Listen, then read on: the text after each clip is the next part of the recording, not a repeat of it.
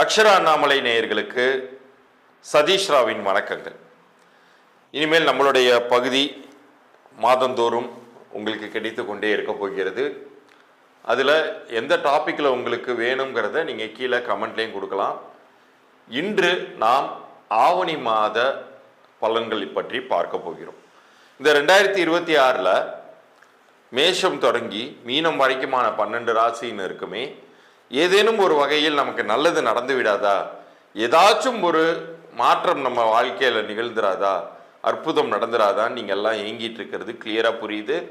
அதற்கான வாய்ப்புகளையும் கிரகங்கள் கொடுக்காமல் இல்லை. எந்த கிரகம் என்ன மாதிரியான வாய்ப்புகளை கொடுக்க போகுதுங்கிறத இப்போ பகுதிக்குள்ளார போய் பார்க்கத்தான் போகிறோம். அதுலேயும் குறிப்பாக நான் எப்போதுமே சொல்வதுண்டு, கிரகங்களை நம்மளால் கைகளால் பிடித்து வைக்க முடியாது, அது சுற்றி கொண்டே தான் இருக்கும். சில நேரங்களில் அது நற்பலன்களை தரும், சில நேரங்களில் அது கெடுபலன்களை தரும். உங்களுக்கு வாழ்நாள் முழுமைக்கும் உங்களுக்கு நல்ல பலன்கள் கிடைக்கணும் அப்படின்னு நீங்கள் நினச்சிங்கன்னா எண்கணித ரீதியான பரிகாரங்களை நாடுங்கள். அதுலேயும் உங்களுக்கு தற்போது அமைந்திருக்கக்கூடிய பிறந்த தேதியின் கூட்டு எண், உங்களுடைய பெயர் ஆங்கில எழுத்துக்களின் படி எப்படி அமைஞ்சிருக்குங்கிறத இலவச பொது பலனாக தரப்போகிறேன். அதை பற்றின குறிப்புகள் இந்த பகுதியின் இறுதியில் வருது. தயவு கூர்ந்து நம்ம பகுதியை இறுதி வரைக்கும் பார்த்துட்டு நம்ம சேனலை சப்ஸ்கிரைப் பண்ணி ஸ்க்ரீன்ஷாட்டோட அனுப்புகிறவங்களுக்கு நான் அந்த இலவச பலன்களை தருவதாக இருக்கிறேன். இப்போ பகுதிக்குள்ளார போகலாம். துலாம் ராசிக்கு இந்த ஆவணி மாத பலன்கள் எப்படி இருக்க போகுது அப்படிங்கிறத பார்க்கும்போது, துலாம் அப்படின்னாலே சுக்கிரனுக்கான கிரகம். ஆனால் சுக்கிரன் இப்போ என்னவா இருக்காரு, கன்னி ராசியில் போய் நீச்ச பக்கத்தில் உட்காந்துருக்காரு. உங்களுக்கு 12ஆம் வீட்டில் வேற உட்காந்துருக்காரு. ஸோ கொஞ்சம் மாற்றாரா, அதனால் கொஞ்சம் காலதாமதங்களும் ஒரு சில பணம் சிக்கல்களும் ஏற்பட போகுது அப்படிங்கிறத நீங்கள் புரிந்து கொள்ளணும். பட் இது கண்டினியூ ஆகுமான்னு கேட்டால் கண்டினியூ ஆகாது. அதோட உங்களுக்கு நல்லது பண்ணக்கூடிய பிற கிரகங்கள் எப்படி இருக்குது அப்படிங்கிறதையும் நம்ம பார்க்கணும். இப்போ உங்களுக்கு லாபஸ்தானாதிபதி யாருன்னு கேட்டால் சூரியன். அவர் தன்னுடைய வீட்டிலேயே ஆட்சியாக அமர்ந்து புதனோட வேற சேர்ந்து அமர்ந்திருக்காரு அப்படிங்கிற சூழ்நிலை இந்த ஆவணி மாதத்தில் உருவாகுது. அப்போ ஒரு பக்கம் உங்களுடைய ராசி அதிபதி கொடுக்காத நன்மையை உங்களுடைய லாபஸ்தானாதிபதி கொடுக்க போகிறார் அப்படிங்கிறத நீங்கள் புரிஞ்சுக்கணும். ஏதேனும் ஒரு வராத பணம் இதெல்லாம் எங்கே இனிமேல் நம்ம கைக்கு கிடைக்க போகுதுன்னு நினச்சிருப்பீங்க, திடீர்னு நிற்கும். உங்களுக்கு பெரிய அளவுக்கு மன மகிழ்ச்சியை தரும். அதே போல் குரு 11ஆம் வீட்டிற்கு வருகிறார். லாபஸ்தானத்தில் அமரக்கூடிய பொன்னவன் உங்களுக்கு பொன்னும் பொருளும் தரப்போகிறார். பெரிய அளவுக்கு நன்மைகள் அப்படிங்கிறது இருக்கத்தான் போகிறது. அதே மாதிரி ஒரு சில பேருக்கு ஜாப் ரீதியாகவோ அல்லது பிஸ்னஸ் ரீதியாகவோ சில இடர்கள் வந்திருக்கலாம், தொந்தரவுகள் வந்திருக்கலாம். சில பேருக்கு வேலையே பறிபோகக்கூடிய சூழ்நிலையில் கூட நீங்கள் இருந்து கொண்டிருக்கலாம். ஆனால் கடைசி நிமிஷத்தில் ஒரு மிராக்கிள் நடக்கும். உங்கள் லைஃப் டேர்ன் அவுட் ஆகும் பாசிட்டிவ் டைரக்ஷனில். ரொம்ப பெரிய அளவுக்கு ஒரு புதிய வாய்ப்பு கிடைக்கும். அது வியாபார வாய்ப்பாக இருந்தாலும் சரி, ஒரு தொழில் உங்களுடைய உத்தியோக வாய்ப்பாக இருந்தாலும் சரி, அது உங்களுக்கு பெரிய அளவுக்கு ஏற்றத்தை தரும். இதுக்கு முன்னாடி ஒரு கம்பெனிக்கு அப்ளை பண்ணி கூப்பிடவே இல்லை சார் அப்படின்னு சொல்லிட்டு இருந்திருப்பீங்க. இப்போ திடீர்னு கூப்பிடுவாங்க. அங்கே இதை விட பெட்டரான சேலரிக்கு நீங்கள் போஸ்டிங் ஆகிறதுக்கு கூட வாய்ப்பு இருக்குது.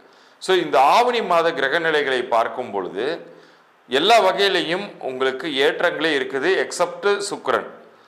சனி கூட உங்களுக்கு கெடுதலே பண்ண மாட்டார். அதுவும் ஒரு 6ஆம் வீட்டில் உட்காந்து உங்களுடைய பேர்டன்ஸை கம்மி பண்ணணுன்னு தான் அவர் முயற்சி பண்ணுறாரு. அதோடு இப்போ ஒரு சுப கிரகத்தின் ஆதிக்கத்தில் கொடுக்கக்கூடிய பலன்கள் அளவுக்கு சனி வக்ர சனியாகி உங்களுக்கு நல்லதே பண்ணி கொண்டு இருக்கிறார். மற்ற எதை பற்றி நீங்கள் கவலைப்பட வேண்டாம்.